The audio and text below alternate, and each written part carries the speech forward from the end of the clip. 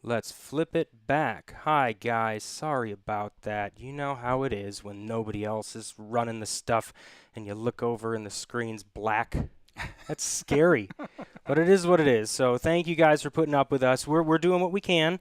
But yeah, so thank you, Paul, for being here once again. My pleasure. My pleasure. How do we Thanks for having me. Well, yeah. So how do we get back into this and just get right on it?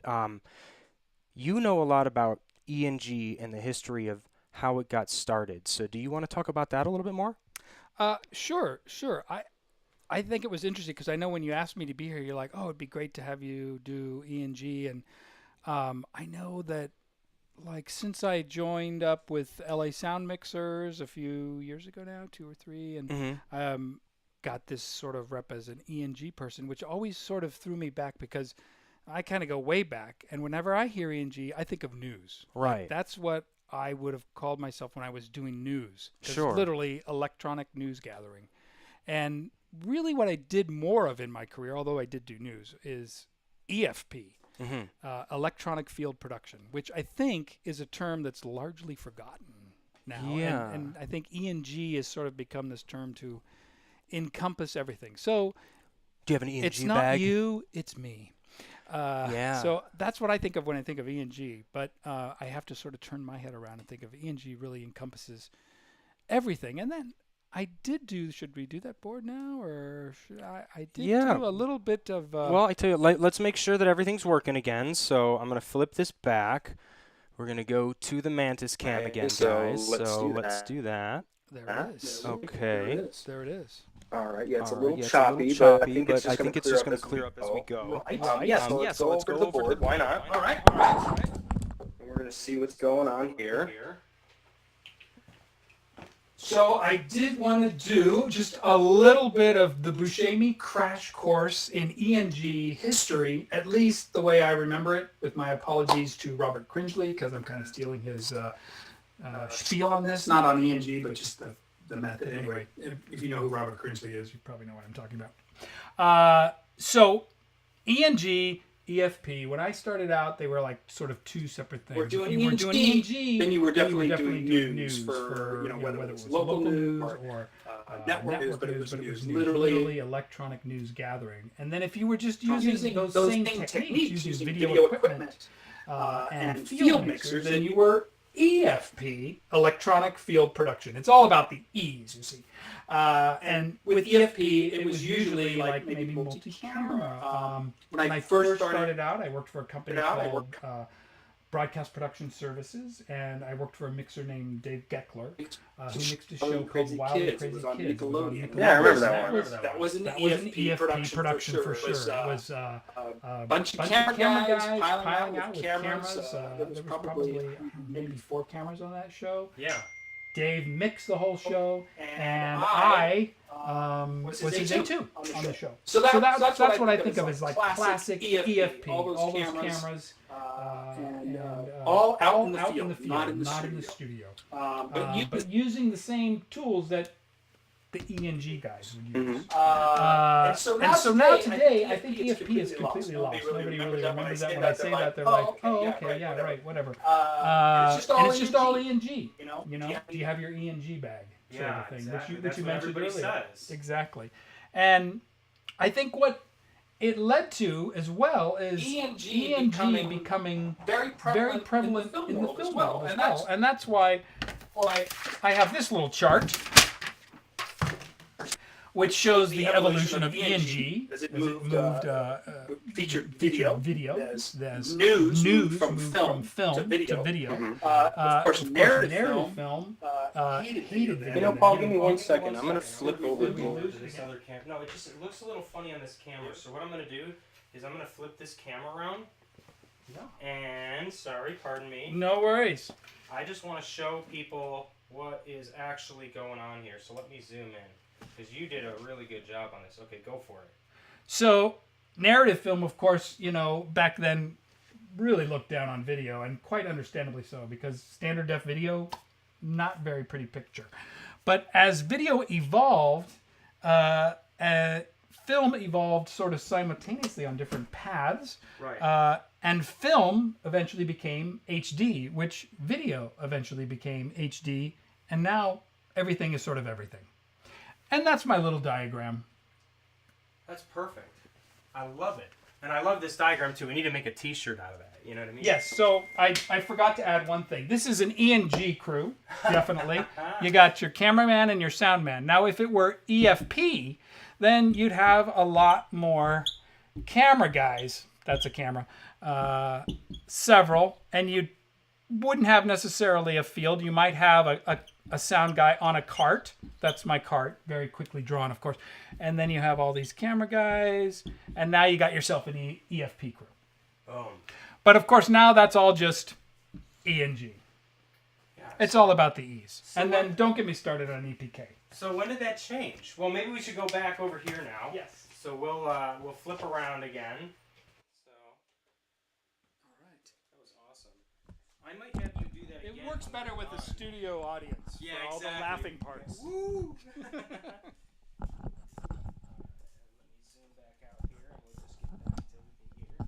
So you did that. Awesome. I heard the studio audience was going to come, but the bus got delayed. Yeah, so it happens. You know, Matt Damon was going to be here too, but apparently he couldn't make it either. He's a big fan of EFP. You know how my it is. God, he can go on forever. He really likes those mic patterns, those videos that we make too.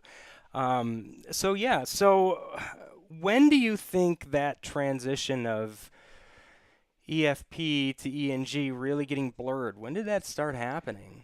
I don't.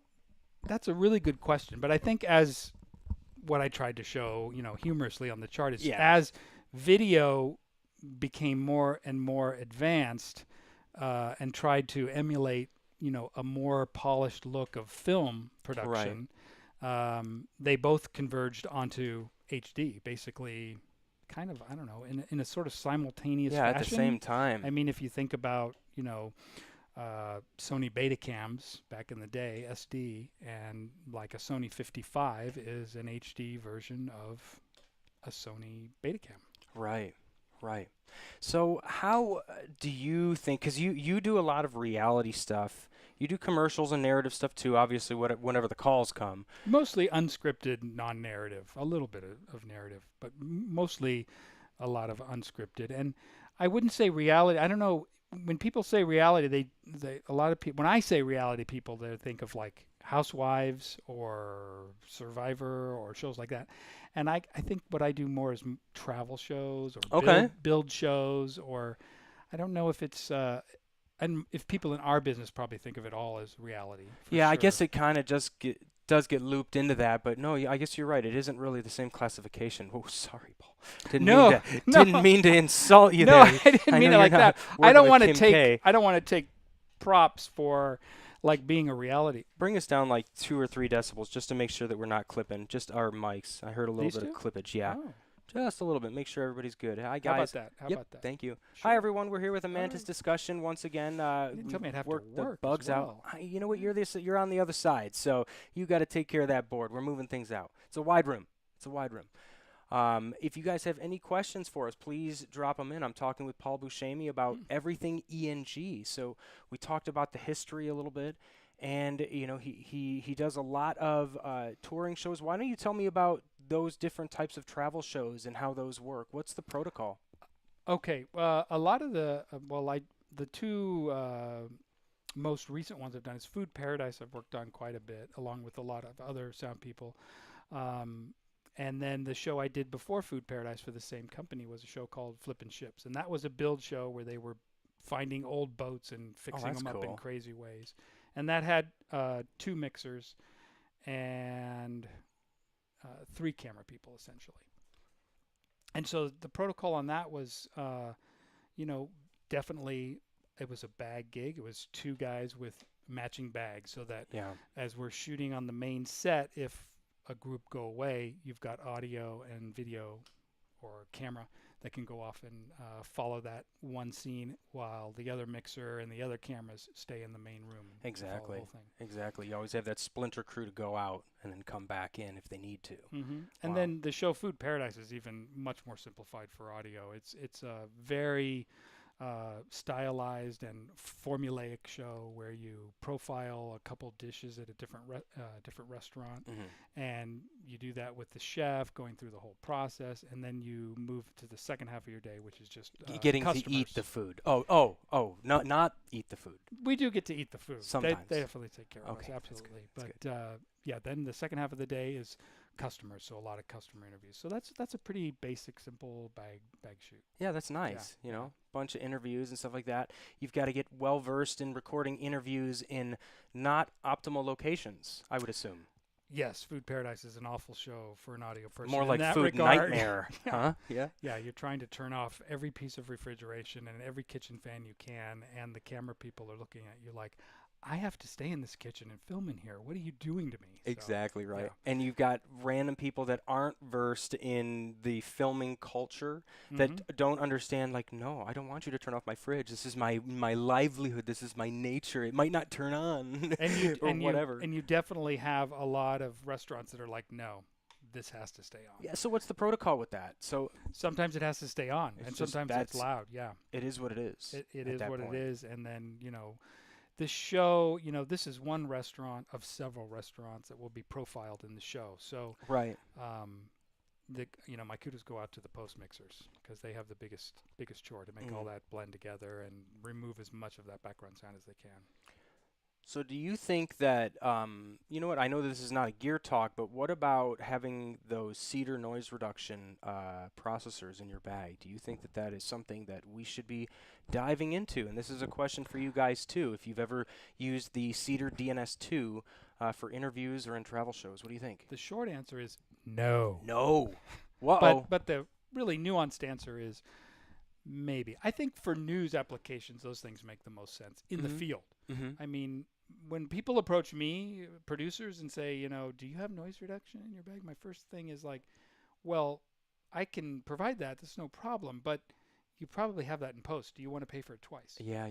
You know what Willis is saying to pump up the volume? Change everything I just said, and I'm going to adjust our volume here a little bit because I just heard a little bit of distortion, so I'm going to...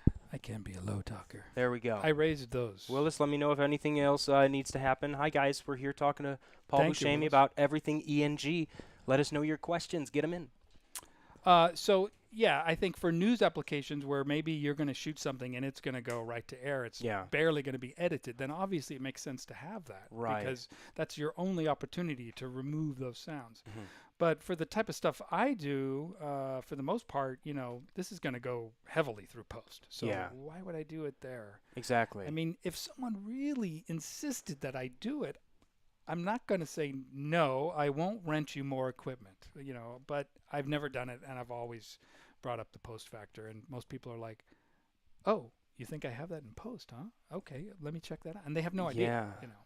I would think that if you're working with those types of situations on the types of travel shows that you're doing, I don't think that you're necessarily always raced for time where it's like, hey, guys, we have a moment to figure out what this sound is or to let that bus go by and continue the interview. It's not like, no, keep going and it is what it is. You know what I mean? Absolutely. Right? Yeah. I mean, there are those producers, though, that want to, start and let it go because they want that flow and they want it to be as natural and, realistic as possible and not... because these are all people that are usually never on television, and they want to keep them as comfortable as possible, so they're as natural and talkative as possible. So it's more talkative than when you're on like a podcast. Right, exactly. Well, for sure. So what's your protocol when you're working on interviews in an ENG style? When you're in some random person's living room that you've never met, and they're weirded out because they have all the lights and cameras. What's your procedure? Where do you sit in the room? How do you act when you're around somebody that's never been around that's acting like a lamb's in headlights or whatever? Well, yeah, those are all Lamb in headlights? What great the question. hell? Deer in the lamb Yeah, lights. deer and lamb in the lights. lamb Yeah, lights, lamb isn't it? shanks? I'm hungry. Whatever. It is lunchtime. Yeah. Yeah, you definitely. I definitely in the situation a lot where I'm dealing with people that aren't on television and don't really know entirely what they're getting into. They sort of think like maybe the local. A lot of times they think like it's going to be the local news guy, And Oh, then yeah, you right. come in with a couple camera guys, a bunch of cameras, lights, audio From the Terminator movie. Yeah, and they're like, you can see it on their face, like, wow, you guys have a lot of stuff. Yeah, exactly. I've heard that a lot. I'm sure you have Right, too. exactly. It's so You impressive. guys set up a lot of stuff. This old thing. Yeah. Can you put a blanket under that so it doesn't scratch my floor? Mm-hmm. So yeah, you just try to do things like that and keep them as comfortable as possible. And then, as when wiring them up, you want to kind of explain to them what you're doing so that they know. Although really I prefer and nowadays to try to not wire people up for interviews if possible. Yeah, I agree. I like to run 2 booms over them if I can, and as long as production is cool with that and realizes it's really going to be the better way to go in so many ways, then I do that. Yeah, I have. It's funny, the clients that I've had for 10, 15 years that don't wear headphones, now they don't even rent them because they're like, I don't need to listen because I trust you. Yeah. That's a client. They don't even care. They're just like, whatever source is on track 1 is the one that we're going to use because that's the one that is meant to it. Like, I taught them well, you know what I mean? So, but like when I'm working with newer clients, I do have to do the boom and the wire and then choose accordingly. Yeah. It's here's one question. Do you have, obviously we have these multi-track recorders. When you record interviews with newer clients, do you record a mixed track on track 1 and track 2?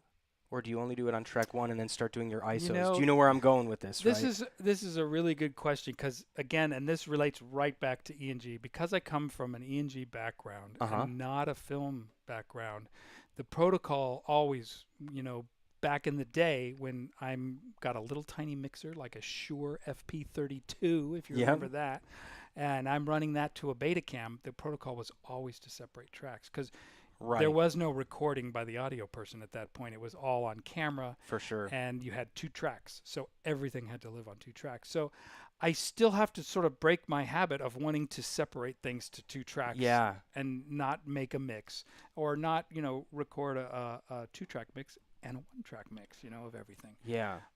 So depending on the client and the situation, I might still break it into 2 tracks, or I might just put everything on the mix track because I have all the ISOs. Exactly. But I do have clients that are sort of legacy clients that you have to explain that to. Like, yes, it's all on 1 track, but you have all these ISO tracks, and they're like, but you're gonna split tracks to camera, right? Because they still want you to put audio on camera. Exactly. And it's like, well, I can, but really, you're gonna have all those ISO. You have everything. That's really what you're gonna want to use. Please understand. Please. Oh man, yeah. One of the situations that I had back in the day, and it dumbfounded me. It was, I had sent. I sent a boom on left and a wire on the right to the camera, just like we do. And on my recorder, I recorded a mixed track. It was a 3-track polyphonic file, which was a mixed track, boom, and a wire. Not in that order. It was actually boom, wire, and then the boom. The mix, wire, and the boom. And I remember getting a call maybe a couple days later, and the producer was really upset. He's like, your audio is just horrible. Just everything is phasing, and I'm just so upset. I don't know what's going on. I'm like, whoa. I mean, everything sounded. We were in a padded room, brother. Like everything's great. You need to calm down. Let's get to the bottom of this. And you know what it was. They took left and right, and they went center, and they took the boom and the wire. Which here's the wire. Here's the boom. When you have a boom, if I put a boom here, it's going to phase, right? And it's going to cause that problem. And so I had to do that education of them. And it sucks because I had to take the high route. And instead of saying, that editor's an idiot, I just had to say, I don't know if you guys understand this, but you're supposed to pick one. Yeah. Pick either the left or the right. And as soon as they did, they were like, wow, it's amazing. I would always say, oh, really? Okay, well, which track are you listening to? Ooh. And then there'd be this long pause. Both? Oh, what do you mean which track? Yeah, exactly. Then you know who you're talking to, and then you can hold the hand a little bit more gently and Yeah, I think take them so to the many finish people line. that come from our background like that have got that call multiple times in their career. Mm-hmm. Yeah. It's rough. Not so much today anymore, of course, because now everybody's used to taking your card and your files on that. But For sure. man, back in the day. It's crazy. So what's the difference between more of these types of E&G type shows versus commercial and even more strictly reality work? Like, how would you classify the differences in those types? Because remember, Video Mantis is more about students and bridging the gap between students and professionals. And, a lot of them, they don't know what we do. So, then they come into this after learning how to hit record and stop in school, and they go, oh, there's actually all these different types of sound mixers, and I don't want to say we get typecasted into one department. We can work in all of them, but like you and like I worked a little bit more in the narrative world, where I know some people work in commercials. You work more in this E&G type of realm. How does that work out, and what do you think the differences are? Well, I think like any level of production, now reality is so ubiquitous in our fields that you can have a multi-million-dollar movie, and you can have an indie feature. And how you work on this and the audio crew that works on this as compared to the audio crew that works on this and how they work are vastly different. And I think the same thing can be said for reality. Yeah. If you're working on a big network reality show like a Bachelor or a Survivor, that's a completely different setup than if you're working on like Flippin' Ships, the show I worked on, where it's just two guys with bags working on that show. Camera with a bag. You've got a studio mixer mixing the whole show to multiple sources, and then you have E&G bag crew guys reinforcing that on the bigger show. Wow. So, I mean, you know what? Go into a little bit more. Like, let's take The Bachelor for a second. Like, can you break that down even more about, like, how many guys are in the sound team for a show that big, do you think? I haven't worked on The Bachelor, Fair so enough. I couldn't say. Or something of that realm. I did do a few days on a show for YouTube, and it had it was at the YouTube studio there in Playa. Okay. And that had we were shooting all over that place. Wow. And so I've never been there. Before I started working there, because I only did a couple days in the show, they had the whole place wired with antennas for sound. So no matter where the talent went, they would have. Oh, they were all centralized. Yeah. That's great. They would have them, into the studio where the mixer was mixing the show. I was just a E&G reinforcement bag mixer on that show, so we would follow them around and we would record the same thing, just with them as they walked around, so that if for some reason they dropped out in one of those antennas, they have it on nice. the bag They've got that safety. That's awesome. And that, I think, from my understanding and experience, that's can be one big studio with a mixer and a couple guys doing the E&G. In this case, it was myself and Bruce Beacom. Or it can be a lot of guys. Yeah. For a show like that. Or for, I imagine it's the same thing for, and now I'm totally spacing, Big Brother, which is all done in a studio. It's all done on one stage at CBS Radford. And I imagine they have the E&G reinforcement guys to follow them if they go on an outing somewhere, or maybe follow them around in the house somewhere that's not covered by the pre-wired antennas throughout there. Exactly. But I'm just guessing that's how it is, and I kind of feel like that's how the bigger shows. Yeah, exactly. I mean, what's your experience with that? Well, I haven't done a lot of those bigger shows either. I have done like a few days on like The Voice and stuff like that where I was pretty similar to you. Like, you walk in and it's just completely massive and you're like, man, I wish I was a part of this whole part. But then they come in and they're like, here, take this little bag and just after they come off stage and put the microphone down, follow them with their family while they're hugging them. And then of course the card that you get with your bag, which has all the frequency assignments for each talent. Exactly. So that since you really only have a few receivers in your bag, depending on which talent, you got to look at their picture, quickly try to program them in so you get their audio up in your bag. That's one thing to know, guys, that you can't just pick your own frequencies when you're on a show like that, they're going to be like, nope, you're not allowed. Oh, there's the camera that flipped off, right? Oh, really? I still see us up there. You might see us for a second. Oh, because there's a little bit of a delay. Yep, we're just going to flip off the camera for a second, guys, and flip it back on. Just make sure everything is good. Survey says. Sorry. Boy, this camera is being really fussy today, I guys. saw it for a moment. I think it's coming back up. There. There we go. Sorry about that, everyone, but we should be good for another, 20, 30 minutes. Yeah, so what else can we talk about on those types of shows? Yeah, you're not using your own wireless frequencies. Like if you're going to the Oscars and thinking that you're going to be able to just use your own channels, no, they do assign them to you. Well, taking a step back from that, even please. I know where you're going with that frequency time. I want to talk about that. That's please, great. Please. But like those shows, they'll have how many ever talent are on their show, and then of course they'll assign them a frequency on a certain block of wireless. Mm-hmm. So let's say your bag only has 4 wireless receivers in it, but you've got 10 possible actor choices. So, you're going to get a little card, literally with their pictures on it usually, of each talent, and it's going to say, what frequency they're on. So that Joey's Apple. So like, oh, yeah, I'm following Joey. I got to get to Apple on my Block Boom. 19 receiver. There you Boom. go. That's easy. Okay. I mean, that can be a little frustrating when you don't know who they are on the first day. Or you can't really tell. You're looking at the picture, and they're it's like, brothers. I don't know. is that this guy? That's hilarious. Yeah. It's a duet. I can't tell. It's hilarious. Willis Abudo says, does he give production a mix track or ISOs? If he gives ISOs, does he charge for them? And hi, Michael Heaney. How you doing? Do I charge for the ISOs? Yeah, we're going back a little bit. That's an interesting question. So, like, would I charge more for ISOs as opposed to just giving them a mix? Interesting. Never heard that concept before. Boy, wouldn't it be great to charge by the track? Yeah, man, wouldn't it be? Well, you had 25 tracks today, buddy. That would be I would love that. I give them everything. I give them ISOs and I give them a mix. Yeah, I mean, in theory, you're getting paid to record the sources however you decided when you made your initial chat with them when you took the job about, hey, this now, based on what you said. Go ahead. I think Willis is overseas. I'm not sure where. I'm not sure. Fill in. We're talking about you. Come on.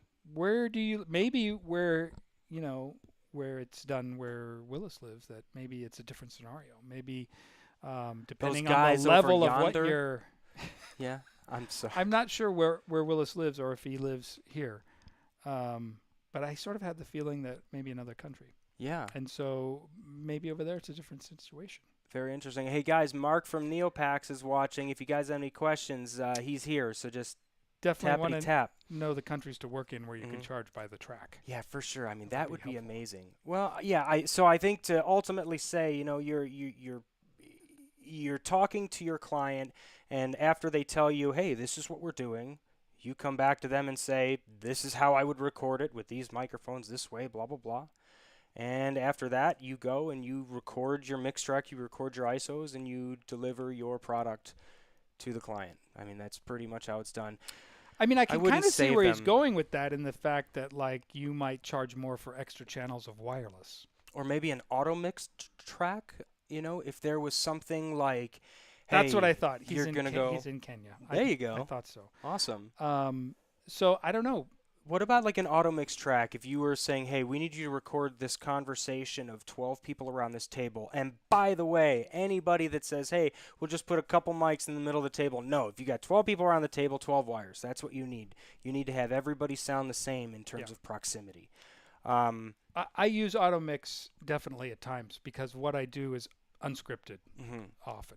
So if I've got 12 people around a table and I've done stuff like that, I don't know if I've done 12, but God help us 8 if or we 10, have to do 12. It's a blessing now to have an auto mix feature For sure. because it really helps. You have no idea when one person is going to talk. Exactly. I did a round table that I used it for that was for promoting Black Panther. And it had a lot of the production people all talking, and I couldn't imagine doing that without the help of AutoMix, because you never know what person is going to start talking and when they're going to stop and who's going to chime in, and it's just it's not like you can set it and forget it, but Yeah. it is definitely helpful when you're chasing people down on Exactly. your mixer. And you know, it just helps to just lower the noise floor. Hey, they haven't been talking for a while. Wham. Slow 'em, Yes. just throw them down, but the second they talk, hey, bring them up faster than you can, you Right. know? So that's absolutely great. I think that would I don't want to say that that's the track. When I say I'm going to deliver a product to a client, I don't say like, hey, and I'm also going to use this auto mix feature. It's going to be really cool. I don't Yeah. tell them about No. that. That is my little bag of tricks. That's my little magician's, you know, pull the coin up the sleeve Plus, they're just trick. going to glaze over. You know, it's Yeah. like, you're talking technical again. Whoa. Exactly. Leave me Am alone. I going to hear everybody Do good? I have to pay more for this? Yeah. Maybe. If you're working in Kenya, maybe. I don't know. But yeah, so I think that that's the only track in terms of ISOs that, believe it or not, sometimes I'll use my auto mix and sometimes I don't, but I'll make the track on my Nomad and I will record it, but I may not mirror it to the client. You know, I'm giving them my mix track that I'm manually making, Mm-hmm. and then, you know, flipping back and forth. If I like it, maybe I will, but I don't know. Sometimes I haven't really committed to giving an auto mix track yet. I'm still a little nervous. I still trust my own fingers too much. I'm afraid. I'm afraid. So that's interesting. So you would route your auto mix track to a separate source. Yeah, because honestly, what's happened is even when I set some of these auto mixers to like a very quick attack, I've just noticed sometimes it just doesn't feel fast enough. Where I've just been like, you know what? If I'm just on my game and watching them, you know, I was taught that when somebody's talking, I can be listening to them while I'm looking at the other person to go back and forth.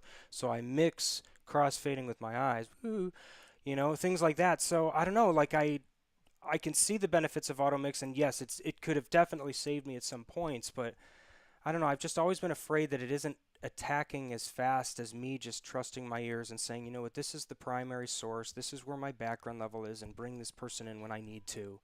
Do you know what I mean? Yeah, absolutely. So I don't mean, know. yeah, it's not perfect for sure. What do you guys think of auto mix, and you know, how do you guys use it? Let us know. Hooray for And the Zoom F8N with I auto mix saw then. that, yeah.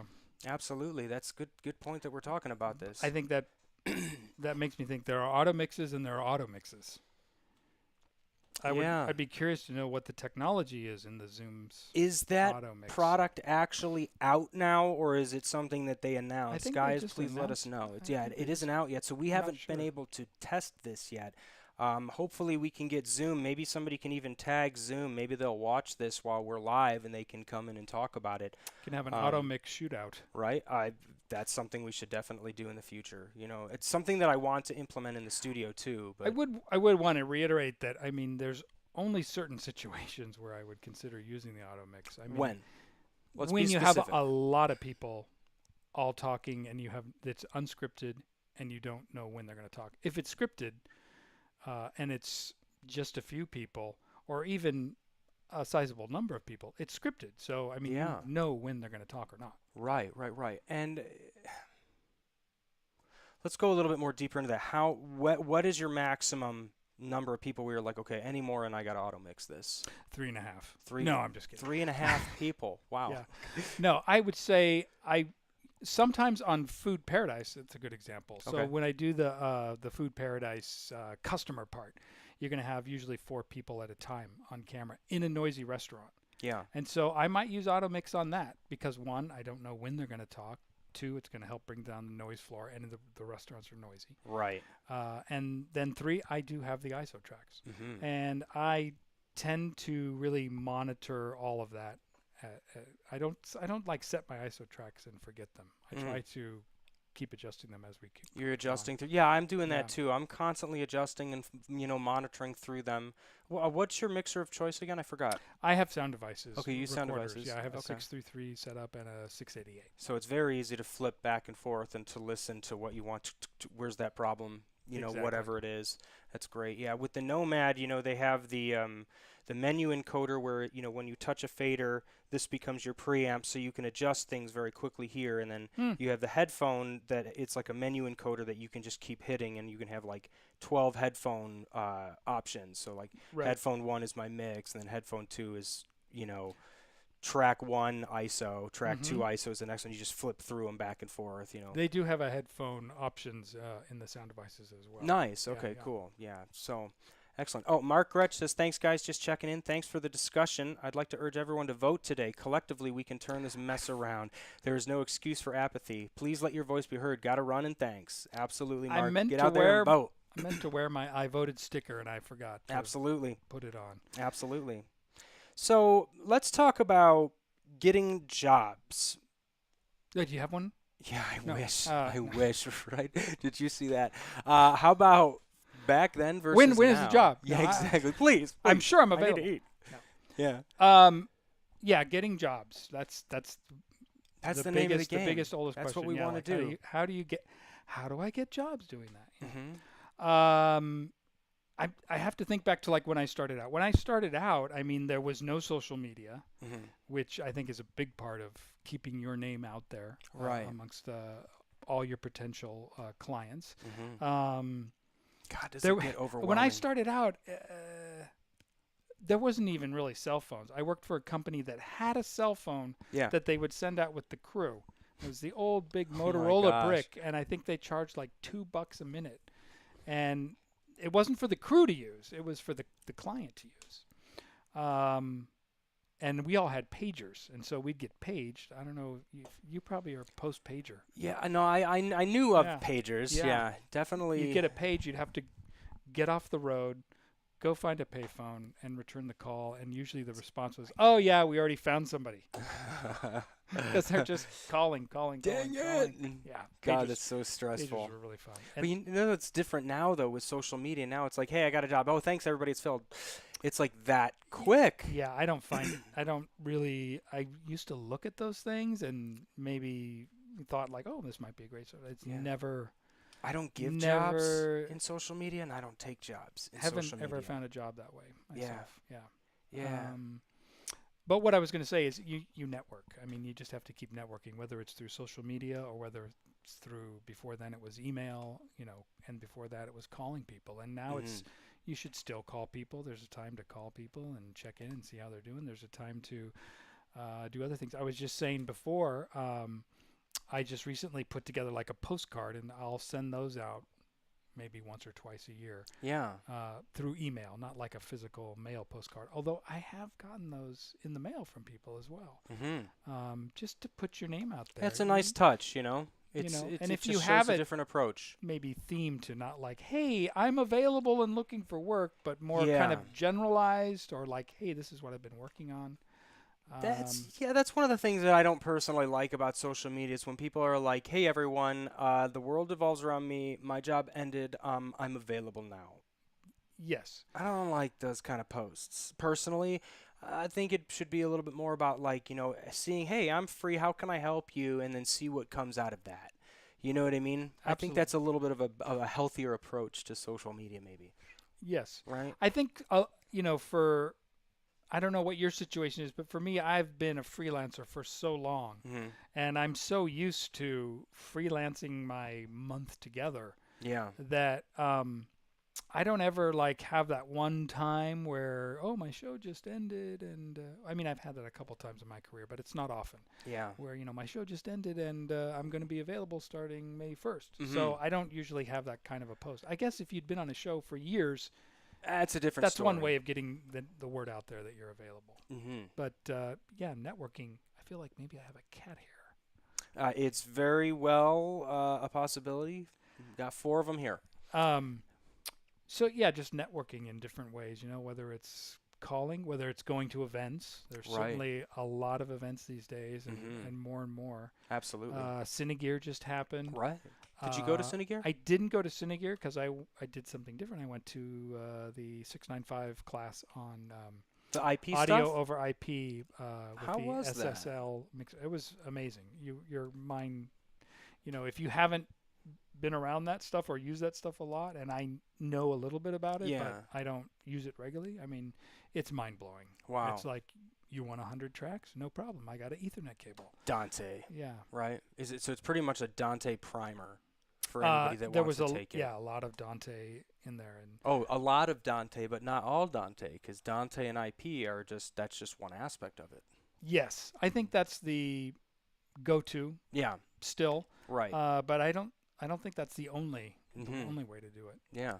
And the SSL mixer that they brought in was really amazing. Just gorgeous. Amazing, beautiful mixer, great giant touchscreen, and the routing possibilities are just endless with that.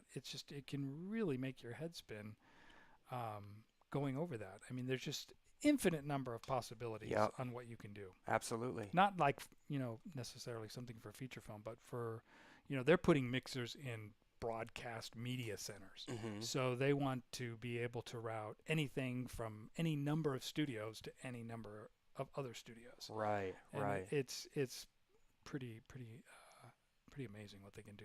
It's it's definitely going to change, I think, everything we do, and we will even feel repercussions of that eventually in the E&G world, I feel.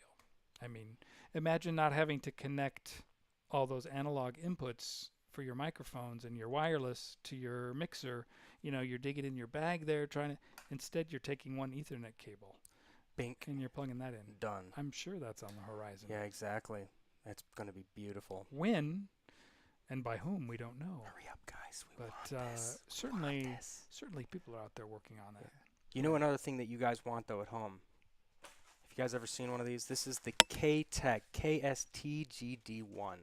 And I want to talk about this because, especially with you, we've been using these a lot in the field. Why don't you talk to me about this? It was funny. You had this out when I came here, and I'm like, oh, is this your product today? Because I use this all the time. Yeah.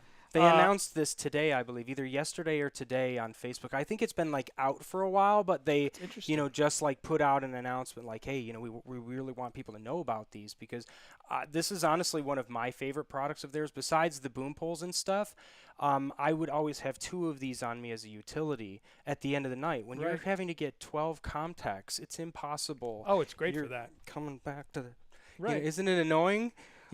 When I'm doing a show like Food Paradise, for example, just because that's what I've done most recently, I use this quite a bit. I used to carry a backpack around. Yeah, so you could throw all the wireless in, or you're pulling stuff off cameras and you're throwing it in there. I won this in a raffle. Yeah, one of our LA Mixers get-togethers, and I looked at it and I thought, I don't know, but I use it all the time. I clip it on my belt. I never have to carry a backpack. Carrying a backpack and then wearing a mixer, really uncomfortable. It just crunches your spine. I hate it. So it's been actually quite amazing. And the great thing about it is, when it's empty, whatever at the beginning of the day, you can just fold it up. I forgot how you fold it up. Isn't it like... I'm being a horrible host today. I don't fold mine. Yeah, you don't fold them up, right? I didn't know there was a So secret. you just take it and you fold it up like I see where that. you're going with that. And then, you know what? I did put it the other way. It has to be around this way. Sorry, guys. So you're doing that because it has a piece on the back as well. And then it goes like that. That's for. So that way, I just fold it the other way. But that way, it can be on your belt or whatever, like that. And then when you need it, you just open it up and it just drops open. Like that. See, you learned something that I had no idea. Right? I could be looking so cool on set by just... Yeah. It's definitely something that I think all the people that are working in E&G, that's why I wanted to talk about it today, is that if you're wearing a bag, you don't want to have all this crap in front of you. You want to have a nice-looking bag. You want every producer that comes over and goes like this to go, man, that bag looks nice and clean and beautiful, right? Back in the day, to take it back to... the E&G history. Do you remember those big porter brace bags sound people used to have to wear? I mean, I don't know how many people watching, started their careers being like the second half of a camera sound team. Yeah. But for some reason, somewhere before I started in the business, somebody decided the audio person should wear this big porter brace belt bag and carry tapes and batteries for the cameraman around. Yeah, right. I don't know. That's how they do that on cops, too. It's like, are you kidding me? I'm not carrying your shit. Sorry. And that thing was big and bulky, and it was always like sort of tugging your pants down. Yep. This is way better. This is way better. A couple of these could carry just as much, and of course, we don't have to carry those big, heavy. You can cinch it off, too, so, you can run with it. You're not going to have stuff flopping out. It's built well, good Velcro, very good clip. It's funny because it looks really simple. Yeah. But it is really actually it is a very simple helpful. product. I couldn't imagine not Those are the having best that now while products. working. It's minimalism, you know. I'm totally serious. I mean, I really was surprised to see this on your table when I Good. came here because I was like, oh, this is like great for me for the past 6 months. Yeah, I was like, I should be rolling right now. Yeah. Stop. Wait to talk about that, please. Kyle Pham has a question here. He says, well, or a statement. Recent scenario: producer says 250 a day, all in for a 9 cast member shoot for individual mixer slash boom. Initially, I would say I could do it with a broomstick. But but would you ever compromise and/or negotiate less wires and flip them for whoever is on camera solely for coverage if the budget truly is that low? Not ideal at all, especially since its comedy and spontaneous lines work well at times. But just wondering if that's something that's ever happened to you. That's a very interesting scenario, Kyle. What do you want to say to that? I really detest the term all in. I don't know who invented that, but Yep. I routinely just try to ignore that expression when it's thrown at me in a conversation. It's kind of like, we've got $500 all in, and I'm like, okay, well, how many casts do you have? Are we going to put time code on cameras? Are we going to want to put audio hops on cameras? And then when you have all those things straightened out, say, well, normally I charge this for all that. You're charging this. And then, at that point, you have to decide whether you want to just pass on the job or whether you want to negotiate. Exactly. Yeah, when they start saying all in kind of stuff, I don't want to say it's a red flag, but it could mean an inexperienced producer. Yes. Could mean it, especially if they're saying 250 a day all in for a 9 cast member shoot. They're inexperienced because that they're asking for the cake and to eat it too. Right. I'd love to see their budget for camera. And then the other thing I would mention is, ask them what camera they're shooting on and how many cameras. How many? Because and how many that's going to really tell you how crew. much money is there for everything. Exactly. They have to think that like what we're asking for is such a minuscule part of this budget to just add a couple more wires if they need it. They can trim the budget elsewhere on certain aspects. You know what I mean? I think it will tell you like, okay, they say 250 a day all in. But then you say, oh, okay, so what camera are we shooting on? How many cameras? Yeah, and that's for my services, right? Okay, what about my equipment? And then that's honestly how I would probably approach them. I'd go, okay, well, $250 for my services, that's a little low. I usually go out for $500 or $600 a day, depending on, what it is. But that's fine. But what about your equipment rental? Because this seems like a very extensive shoot. There's a lot of equipment that's involved. Right. So if they come back at you and they say, "Oh yeah, we've got 4 Alexas," then you're gonna realize this $250 figure is that doesn't even really pay for the rental. Yeah. Let alone the services. There's a lot more money there. Exactly. Yeah. Oh yeah, exactly. If they're pulling out $100,000 cameras and there's 4 of them, that's a $400,000 shoot before they even have anything else done. That's $1 million production maybe, and they're asking for $250 a day. I don't like that. Yeah. Kind of bums me out actually. I think at some point in everybody's career, they were told that, oh, I've just got this little job, I really don't have a lot of money, and then everyone took the call for the first time and believed them. Oh, okay, well, yeah. And then you show up and it's not a little job at all, and there's grip trucks and what do you do when that happens? It's happened to me before. I talked to a guy and he tricked me. Yeah, he tricked me. He said all the right words and I didn't ask the right questions, and I showed up and there's 5 huge trucks outside of this house, and I'm pulling up with an E&G bag expecting to do all this. Right. I mean, you got to chalk it up to a learning lesson. Yeah. I ate it that day, you know, took it as a learning experience. But what do you do if you're like, oh, God, I can't do this. Like, I should have another crew. I need to have a different package or whatever.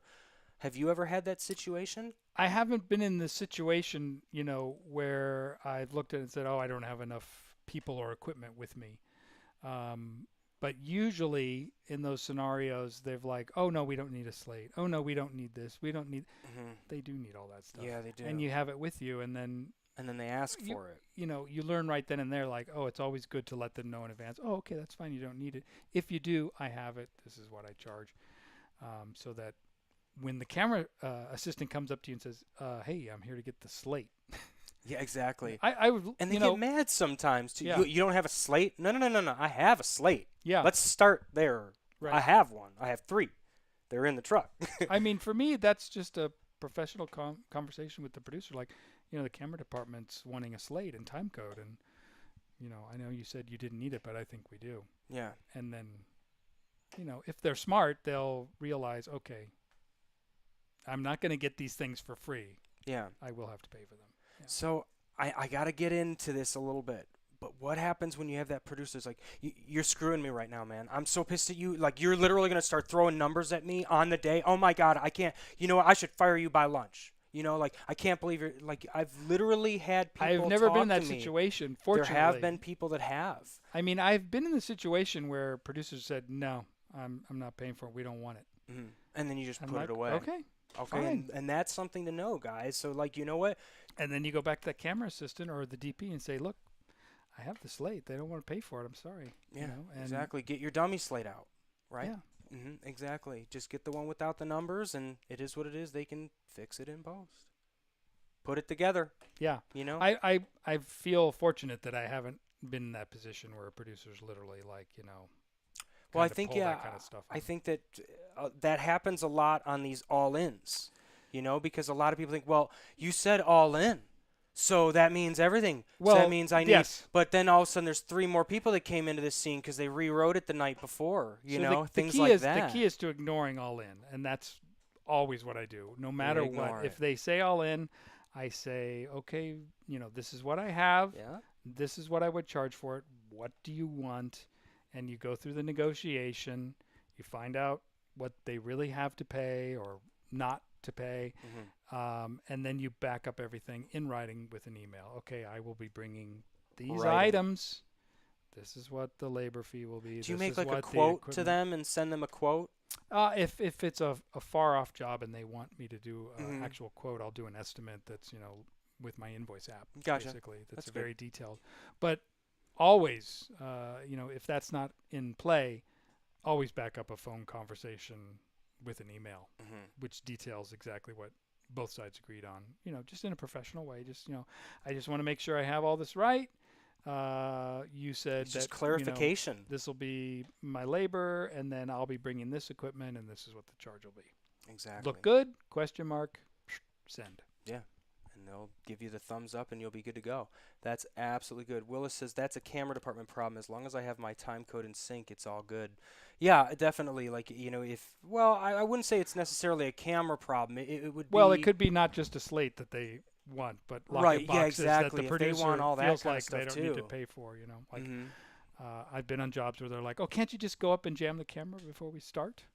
I'm like, "Yeah, I can, but it'll be out of sync in a little while." Yeah, exactly. It's gonna drift. Well, just keep jamming it throughout the day.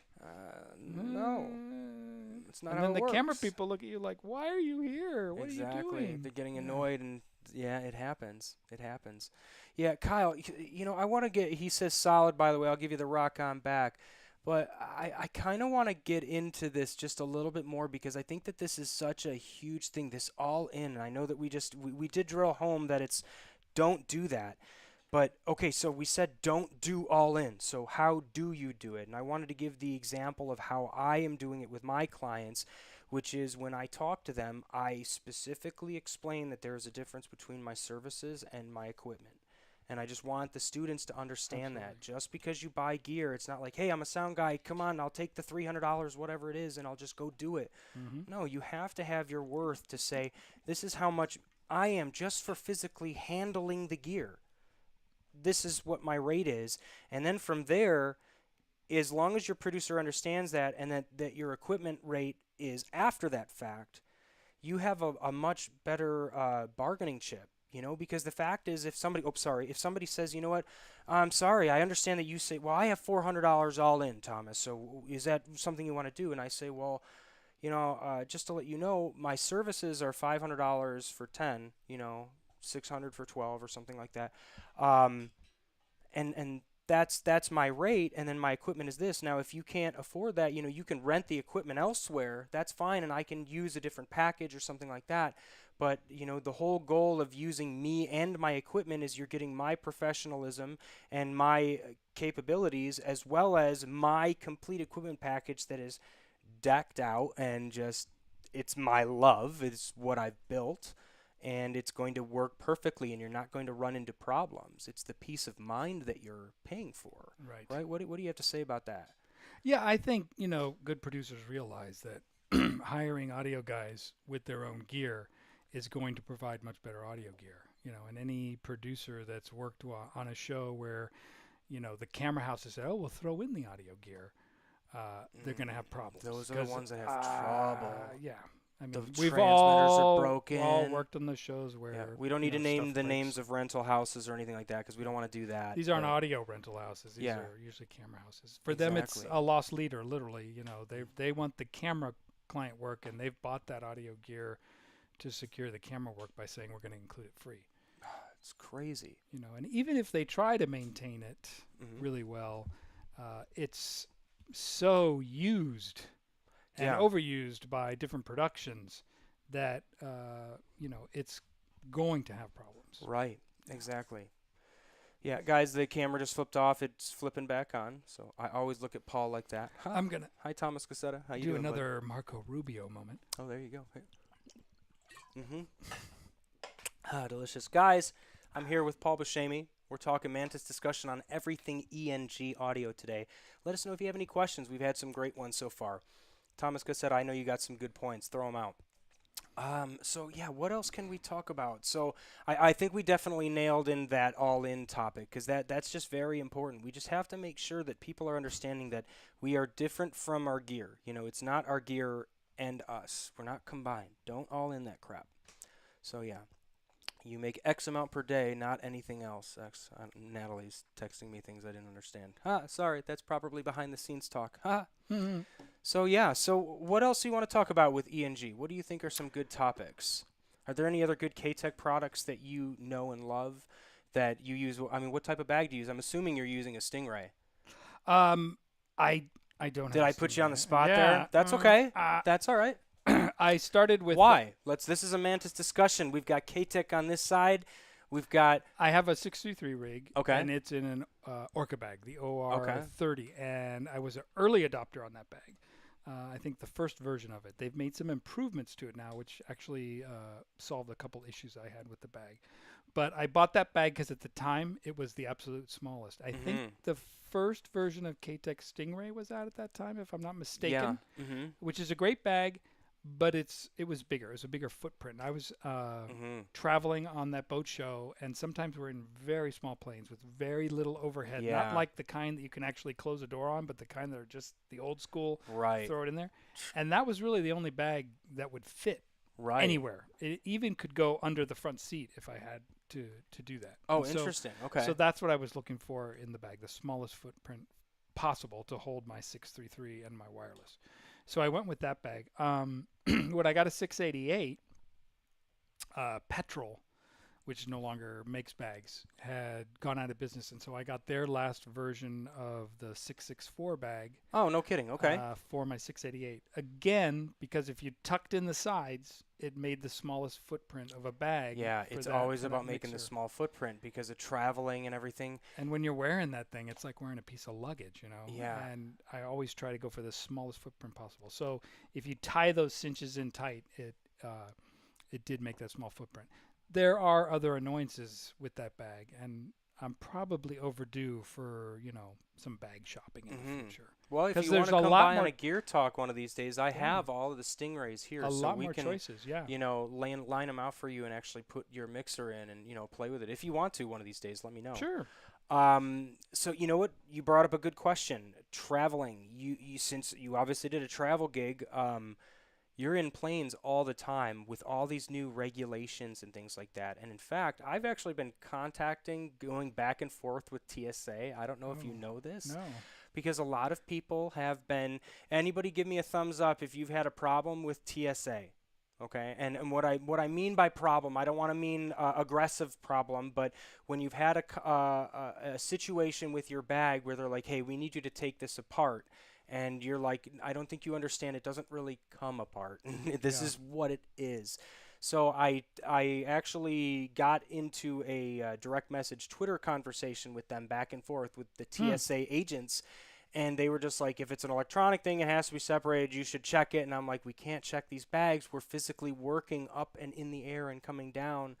So that's just an update. I'm still working with them, and if you guys have anything that you would like to let TSA know, please be polite.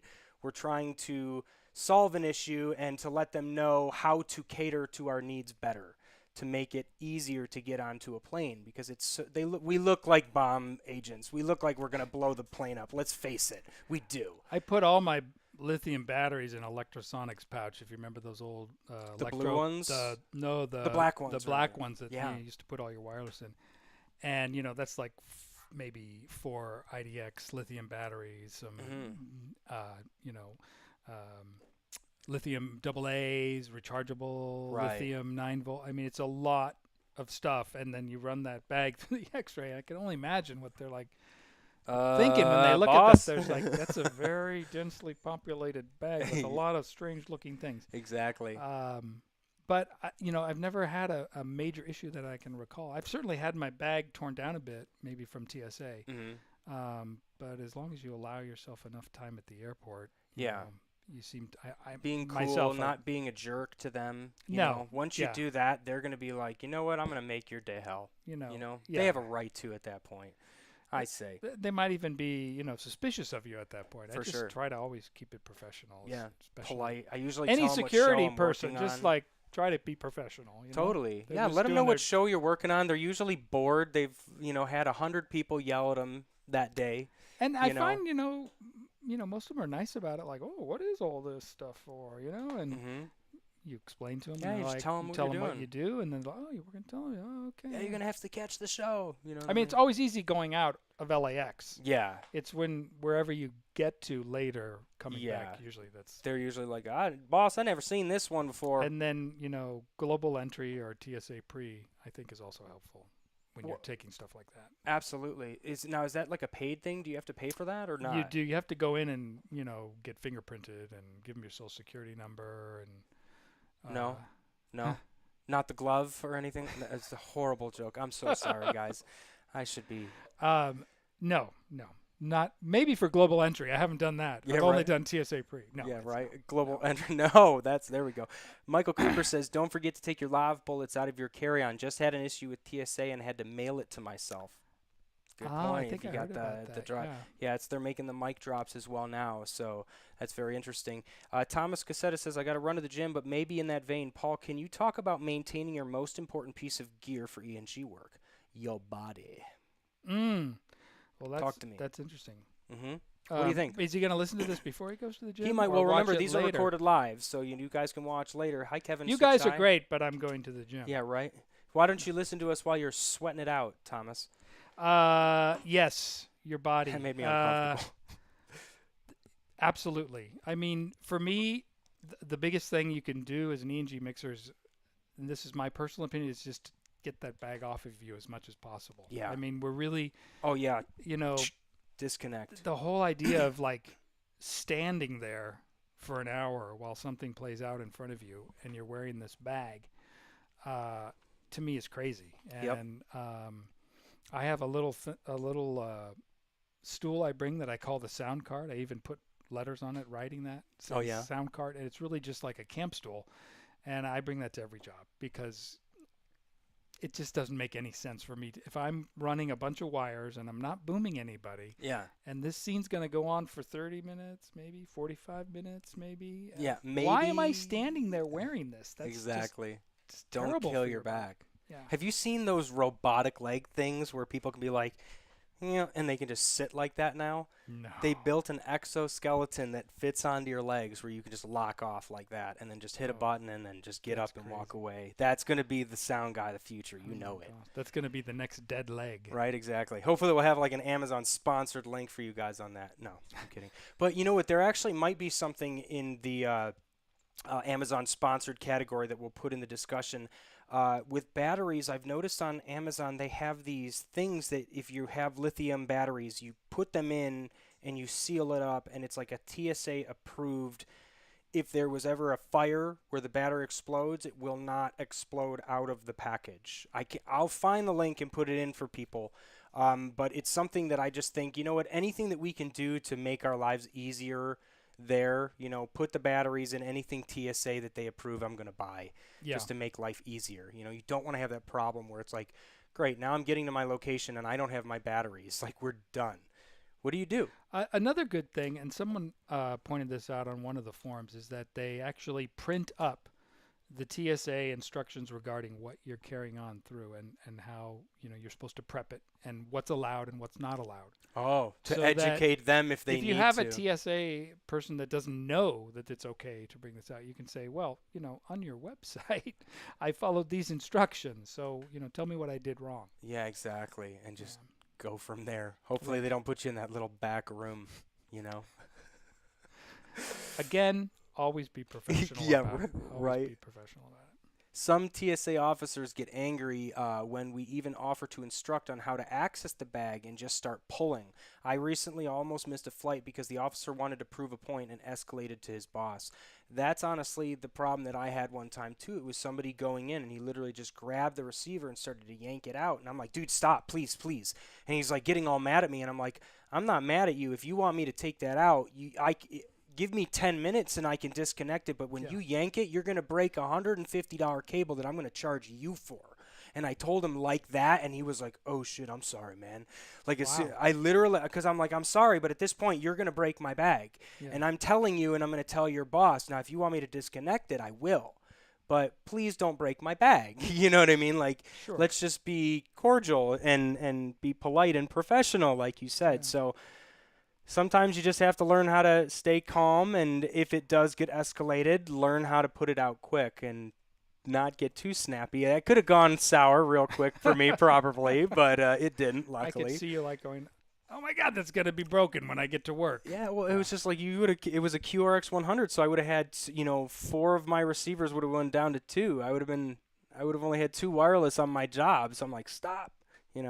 But I actually have a very interesting TSA story. One time that I almost did get detained, which is actually kind of funny. Have you guys ever seen those hats where they have the lights up in the side, the phantom lights? Don't ever wear those at the airport. Oh my God.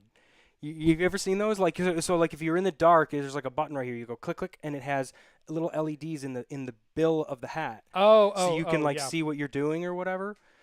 So I go through, and I put my hat in the machine, and it goes through. And when it gets to the other side, I'm like, give me back my hat. And the guy was like, sir, what is this? Sir, what is this? And I'm like, it's my hat. Like, what do you? And I thought he was joking with me, and I tried to grab it, and he went like that. And I was like, oh, whoa, what's going on? And that's when I realized that it has a battery in it. It has wires going around to it. Oh, yeah. He thinks it's a hat bomb. And I was literally like, I started just involuntarily laughing at him. I'm laughing at him, and he's getting mad at me. And I'm like, okay, now I need to calm down and explain what's going on before I literally get detained, because this was the beginning of the job. But, yeah, I was just like, you know what? They don't know what we do. You know what you should do is you should find someone that works at the TSA that would be on your show. I would love to do that. And have some gear and say, That's what I actually told them. I said in the direct message, I'll put it up later for people, as I said, hey, I would love to shoot an instructional video for you guys to explain what we do, the types of manufacturers, gear. So, it's a Zaxcom. I get that. It's a sound devices. Getting their point of view, like when they see this stuff thrown at them, what are they thinking? And what is the best approach we can do as sound mixers when dealing with them about the equipment? Exactly. Yeah, that's all I want to do. Is I just don't want them to equate us to just being another factor where it's like, nope, it's an electronic piece of gear, throw you into this category. Well, we're not saying like we need to have our own category. We're just saying that we need to have our gear taken care of in a more delicate manner. And so, yeah, we're working on that. Let's see what happens. Thomas Cassetta's working on his quad, and I really sort of didn't answer his question, like, what do you do to keep your body in shape? Yeah, do it. Clearly, work on your quads. Not a lot. Like not Cassetta. Enough. Clearly not enough. Yeah, I like to walk. I try not to eat too much. Do you know Agamemnon Andrianos? I know him a little bit, yeah. I actually met him for the first time at the first swap meet. Right. Audio swap meet, yeah. When he was selling off all the stuff. Yeah. He has a ton of stuff. Incredible guy. He has an incredible son, too. His name is Odysseus Andrianos. And he has a gym up in San Francisco area. I don't know the exact city, but it's called O21 Fit. And I've actually been talking to him as well because I think that this is a very important topic, keeping healthy. I know that when I started in this union, I'm like, come on, everybody, let's go. And everybody's like, slow down, Tiger. You're going to hurt. I'm like jumping off of the camera trucks. And they're like, you just try that in 10 years. And you know what? 10 years later, I had to have a knee surgery. And I'm 35 years old, and I had to have an ACL surgery because of how many times I've jumped off of trucks and smacked my knee down to put wires on ankles and stuff. So health is very important. That's a really good point, is that, when we started out, we're like, yeah, I'll put that big bag on. Yeah, no problem. I mean, I remember carrying around a PSC Alpha Mix with the 8-channel expansion module and a sound devices recorder and wireless and this ginormous petrol bag. Yeah. And, I wore that thing all day. Yeah. Like nothing. While they're standing there talking, like I'm standing there wearing that thing. And right.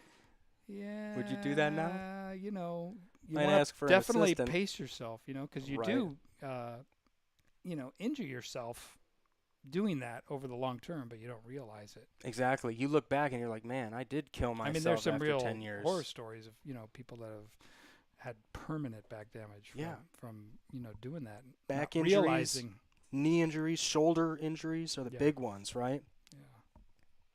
Got to take care of yourself.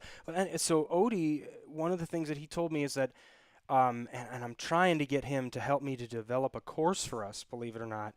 The idea is that he said, Thomas, you have to focus on 2 things. You've got to understand that you have to prepare yourself for war. Every day you're going to war. He's like, I saw my dad for years, and he'd come home and he'd just be beat to hell, He's like, you got to prepare for that. You've got to stretch. You've got to eat healthy. You got to do everything right in the morning, so when you go to war and you get the hell beaten out of you, you can at least get through the day. Mm-hmm. Then from there, it comes into recovery. He says from there, it comes down to a completely different regimen that you have to do, which is the recovery process to make sure that when you go to bed, your body can heal itself faster. And I was like, damn, sign me up. I should stretch every time before I work and at the end of the day, but do I? I'm not going to lie. I do. And if we opened this right back there, I've got one of those things that you can like go back and table? The I don't know what it's called, but I got one. I do that, and I always do back stretches every single night because it just gets so tight. We're just accordioning our spines. So, even dead hangs, just hanging off of something, just for a little bit, just got to keep everything moving. He says if you don't use it, you lose it. And I thought that was a very interesting thing because, we have to keep our mobility up. We have to keep it up. Yep. So, crazy stuff, guys. Great. Guys, we're here with Paul Buscemi talking on a Mantis discussion. We're getting pretty close to the end. If you guys have any questions, please let us know. A lot of good comments from Thomas here. Absolutely. He Oh, you know what's funny? TSA. That was great. I don't think I got the one from Michael Cooper. Oh, is that the one on Live Bullets? Yeah. Absolutely. Live Bullet, is a good one. Yeah, I really try to bring just the bare minimum if I'm going to carry my bag on, so that if I landed and the rest of my gear didn't arrive, I could still do something. Yeah, so exactly. I'm not going to bring a lot of stuff in that bag. It's going to be, maybe just a couple. Is the loft boom mics, pole underneath the plane, or is it up on top with you? I check the boom pole. You check it. Yeah. Exactly. Yeah, I put the microphone in my bag with me, but I check the boom pole. I usually pack the mic in a mic case, in a secure area in the case. Gotcha. Yeah, and then put it all together when to land. Very interesting. Yeah. Well, that's the one. I mean, you're the one that travels more than anybody. I've done a couple travel shows working with boxing people. So we did don't travel as much as I used to. Yeah, but did a fair amount of it for quite a while. You just rather stay local now. No, I don't mind traveling. No? I'm not opposed to it. Yeah. No? Yeah, I like staying local now. I kind of got tired of always going out. Well, you have a little one now. Yeah. And that's exactly what I did. When my wife was pregnant with our twin sons, I had done this brief stint in news, I think I mentioned. Yeah. So I had worked on a show called Front Page, which is a news magazine show, and then started working on Dateline. I did that work with a cameraman named Tom Tankery, really, really acclaimed news photographer. But when my wife was pregnant with our kids, and I started doing this Dateline stuff, which is not like you're not at home at all. It's like back then anyway. It was like, oh no, you're not coming back to LA today. We're sending you to Phoenix. Didn't anyone tell you? I'm like, no. So yeah, I had to stop doing news and started doing more local stuff. Interesting. Yep. And then when my kids were older, went back to traveling work. How old are your kids now? My kids are 21. Yeah. Oh my gosh. Yeah, so they're not kids, they're men. What advice do you have for me? Because I'm a new dad. How old? 1. She's 1. Oh, wow, yeah. Crazy. Yeah, they say it gets easier, right? Yeah, it's not true. Great. No, it just gets different. Well, what about the... Yeah. I mean, it definitely gets easier when they sleep through the night. No, that's true. She's not doing that bad with that. She does pretty well. But what do you think about parenting and working in this industry and keeping a healthy balance? Because that goes in with health too. Well, yeah. I mean, it's really hard in our business. It is hard because we work such crazy hours. Stupid hours. Silly hours. It's hard. I mean, I am just really grateful that I have such a understanding wife. Yeah. She's not in the business. Never has been. If she was, you'd never see her. Right. But she's had to put up with a lot of me not being around. Mm-hmm. And maybe that's why you're still together. I'm kidding. Yeah. Bad when joke. I'm home, she's Bad like, joke. "Yeah, don't you have a travel gig coming Exactly. up? Can't you go to Phoenix or something? Why aren't you working on those travel shows anymore?" Man, crazy. Yeah, it's hard. I mean, it's hard. I don't know how we do it. Yeah, it is hard, but it's for the love of the family, and I think that's what Natalie knows with me. I'm here to provide for her and to help her out, and that's just what we do. And it's what we love. We don't want to be around a desk and be unhappy all day. We want to be out in the air and experiencing new things and stuff like that. You're doing a lot of stuff too that's keeping you around the house. Yeah, I noticed that, like I said, it's like, I came from Detroit and I didn't know anything about sound and went to school, came out here and then realized I still don't know anything, So I've been trying my hardest to find a way to bridge that gap to make it easier on students to understand, hey, listen, when you get out of school, it's not just you're not going to work on the next Avengers movie. You're not going to get some National Geographic show where you're going to be going around the world for 100 days. You're going to have to work up to that, but at least I can help you to develop things that will get you there quicker. So that's the goal. And an amazing father. Your baby's been off camera this whole time, just sleeping. She's or actually just watching us, and I don't know how you do it. No. I just sedated her. Yeah, it happens. Just a 2 thimbles, of any of the whiskeys back there, and she's good, right in the milk. Whatever. I'm just joking, like our parents did. I'm joking. No. But yeah. So, do you have anything that you would like to part with for your infinite wisdom to the students of the world? Parting gift, you mean? Yeah, parting wisdom. Oh, parting wisdom. Mm-hmm. Oh. Unless if you want to give them a gift, I thought I was told that everybody gets a gift. No, I'm kidding. No, I already have one. Well, for the other hip. Balance. Mm-hmm. Balance. Exactly. Parting wisdom. Boy, now like, you're putting me on the spot. I tell you what, this is going to be a reoccurring question, I think. Yeah, tell me what is some of the most frequent questions your students have, about. Well, I tell you what, getting into sound. I think that the problem with today's day and age is that they always want to have things in concentrated form. They want to have it as quickly as they can. They want to just digest the education and then get to work. So you've been doing this for, 15, 20 years. If you could go back and say, man, with what I know now, if I could go back to the beginning of my career with these 2 or 3 things, that would have excelled me. Like where I am now, 20 years into my career, I would have gotten there in 5 or 10. Oh, well, that's kind of a loaded question for me because when I started in sound, and it was pretty soon after film school, maybe I'd been out of film school for 4 years, and all the time I was out of film school, I was pursuing screenwriting. So for a long time, sound work was my day job. Interesting. Okay.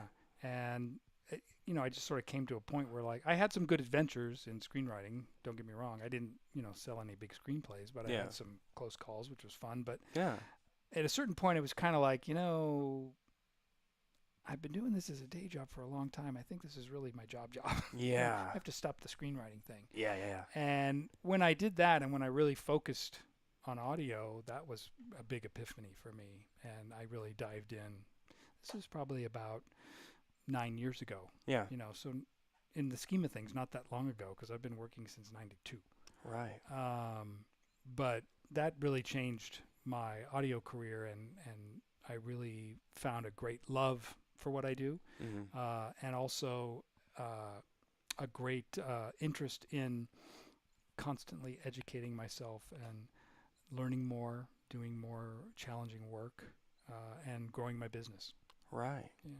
So I guess, really put your all into it, If you feel like, you're doing a couple different types of areas of the film business, maybe, I know I would have benefited early on from finding one early on to focus on and stay focused with that, as opposed to maybe trying to pursue a couple different things. Yeah.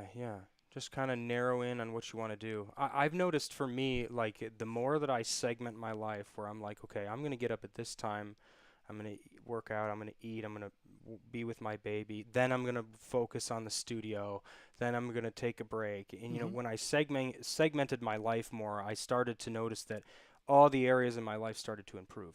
I don't know, mental capacity type of stuff. But yeah, so that's basically it. Learn how to negotiate, value yourself with good rates, and how to sell oneself. Those are very good points from Thomas Cassetta, who's listening while he's working on his quads. That's right. Exactly. That's staying healthy. That's great multitasking, Thomas. Yeah, absolutely. Don't because pull those anything. are really good words. Learn how to negotiate and value yourself. Yeah, I mean, it's I easy want you to think of how he would be saying this. Learn how to negotiate. Value yourself with good rates, because he's doing squat thrusts. Oh, I as seriously. he's doing it. And how to sell oneself, right. Believe in yourself. And typing with one hand at the same time. He's probably using Siri, beep beep, hitting the Oh, earpods. That's true. That's whatever. true. Guys, Yeah, those thank are all you. good words. Yeah, right. Guys, thank you so much for joining us on another Mantis discussion with Paul Buscemi this time. I appreciate you for coming. Thanks for having Hopefully me. I can have you again sometime. I had a blast. I had fun too. All It was right, a great bud. time. Yeah. We'll see you soon. All right. And guys, let us know in the discussions if you have any other questions or comments. We'll be around for a little while. Take care. Bye. I hope they like the drawings. Heck yeah, we'll go back to it for a second. We'll flip the